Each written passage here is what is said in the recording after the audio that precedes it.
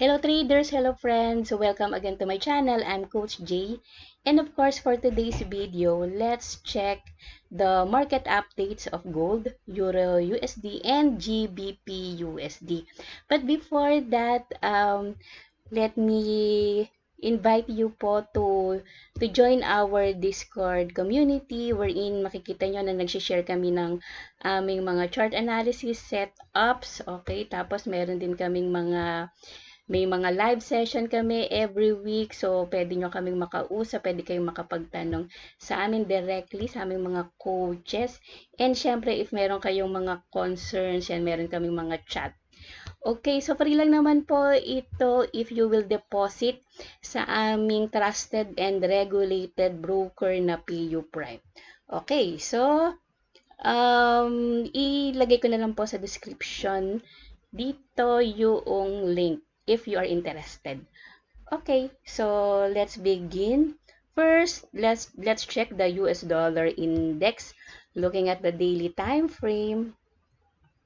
Ayan, so syempre dahil weekdays na, tingin na lang tayo sa daily muna.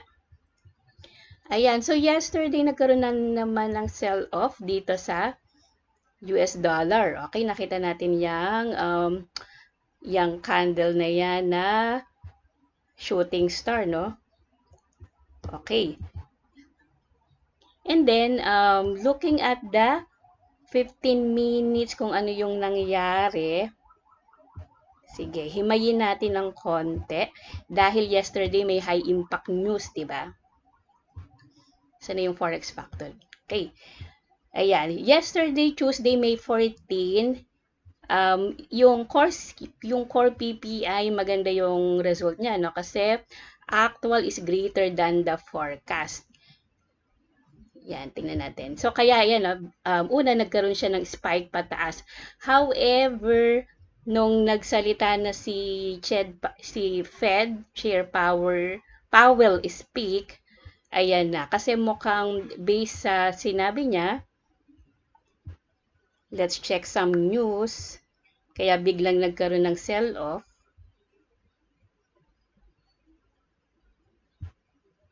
Tingnan natin. So, yun, gold prices edge lower. Tingnan natin yung Meanwhile, Fed Chair Jerome Powell said he expects US inflation to continue declining through 2024 as it did last year, and noted it was unlikely the Fed would have to raise interest rate again. Okay, so mukhang mag-slow down nga ng pagtaas ng rate. Okay, yung USD, no? Kaya nakakakita tayo ngayon ng decline. Okay, sa US dollar. So with this, if dovish tayo kay US, possible na Euro USD, GBP USD ay bullish ang magiging bias natin if we will also take into consideration ang fundamental. All right? Okay. So later na naman, be careful kasi dito mas mas kaabang-abang to kasi syempre CPI to, so related to sa US inflation, kaya watch out tayo. Okay, so therefore magiging volatile na naman ang market, kaya abangan natin. So mas malaki syempre ang influence nitong resulta na to sa trend. Okay? Yeah. Let's move on na kay gold. Pero ako pag gold talaga, ina-analyze ko siya kasi syempre minsan may sariling mundo talaga tong gold, 'di ba? Kaya maganda i-analyze natin mabuti ang chart. Yan. Okay, dito tayo sa daily time frame. Yan. Okay, very bullish no ang gold. Okay? Ayan. So nag-start siyang magkaroon ng movement pataas. Okay? Ayan. So, nagkikreate siya ng series of higher highs and higher lows. So, may possibility talaga na i-retest niya ulit itong resistance na to. Okay? Yan. Looking at the H4.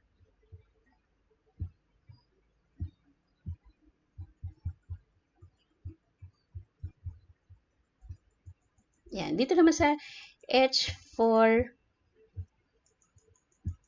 Ayan. Napakalakas nitong support na to, no? Dahil ang daming bounces dyan sa area na yan.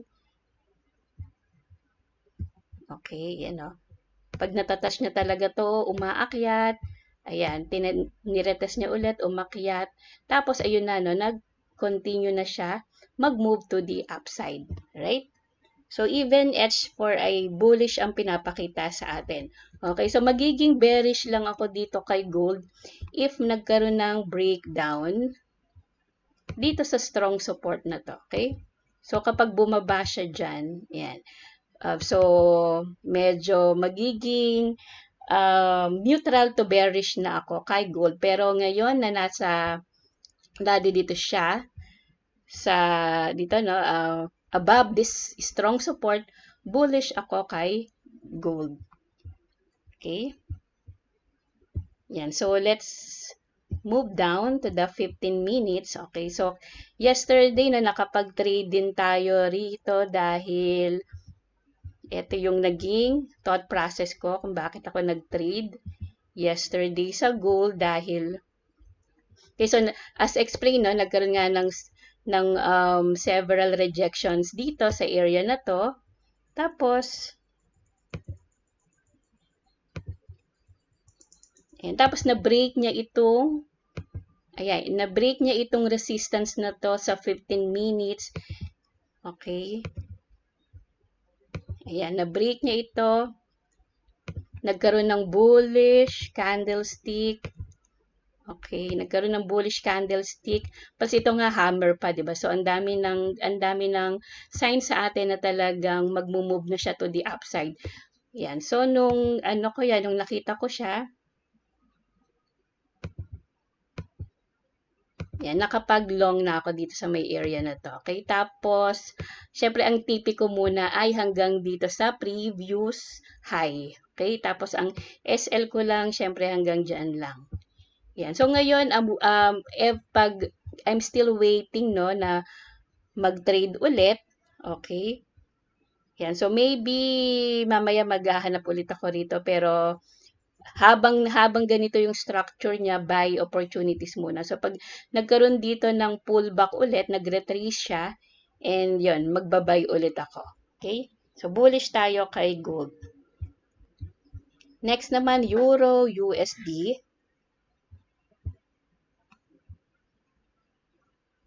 Okay, dito kay Euro USD, check natin daily.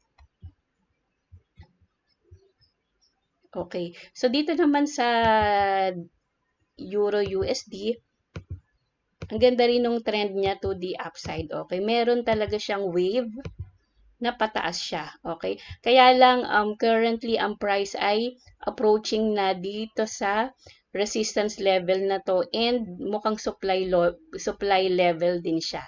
Okay, kasi very impulsive move to the upside. Okay, so pag na break niya yan, talagang magtutuloy-tuloy na siya pataas. Okay,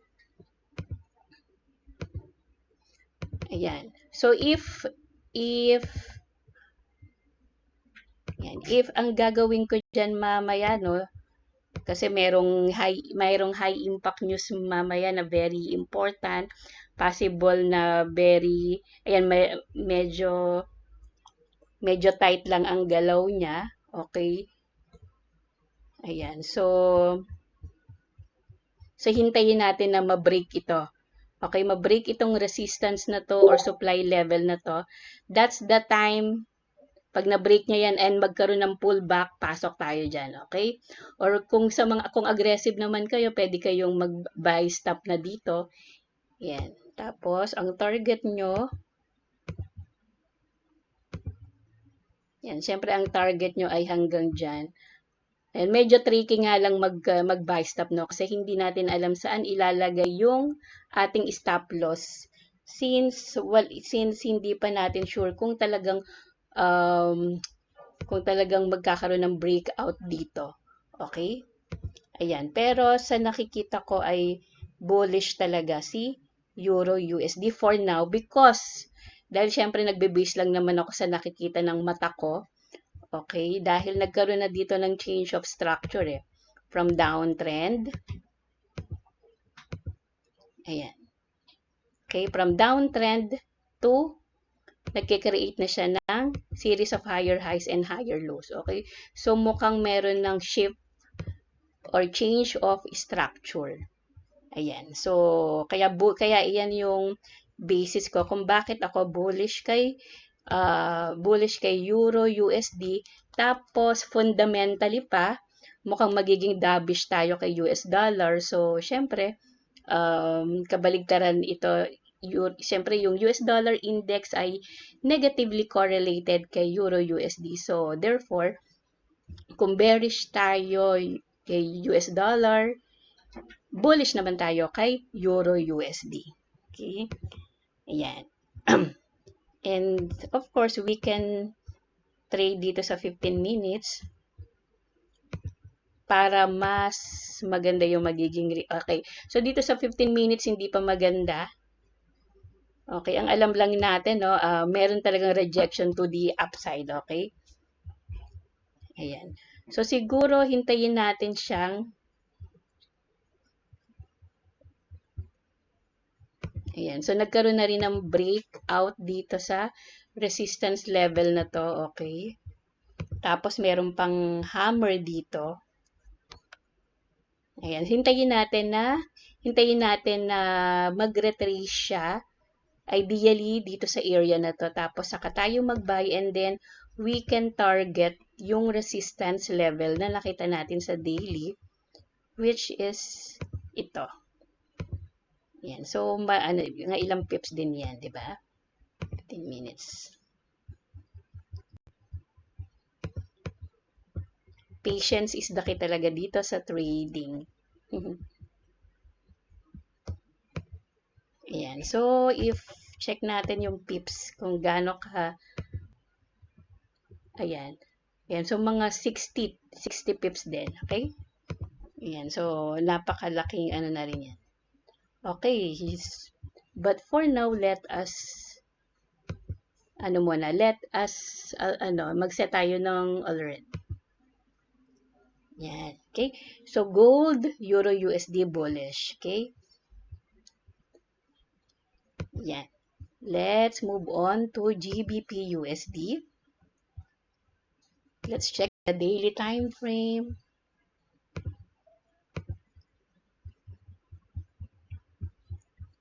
Ayan. Dito rin sa GBP USD ay meron na rin siyang shift from downtrend to uptrend. Okay? Ayan. So, clearly, bullish din tayo kay GBP USD. Okay? Ayan. Kasi if titignan natin siya ng ganyan, no?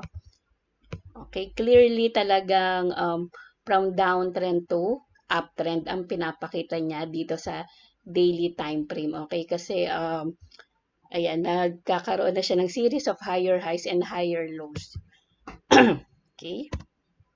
Ayan, so let's check the H4. Ayan, so dito sa H4, okay, dito sa important level niya kasi, dito sa previous resistance, nag-act siya as support, ang daming rejection siya dyan.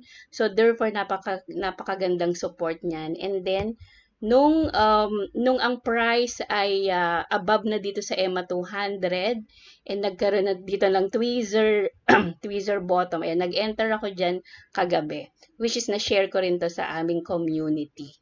Okay? Ayan. So, bullish tayo then kay GBP USD. Ayan. So, pwede pa naman, possible rin na mag-retrace siya ulit dito sa area na to. Kaya yung SL ko, okay, binigyan ko pa siya ng breathing room, okay?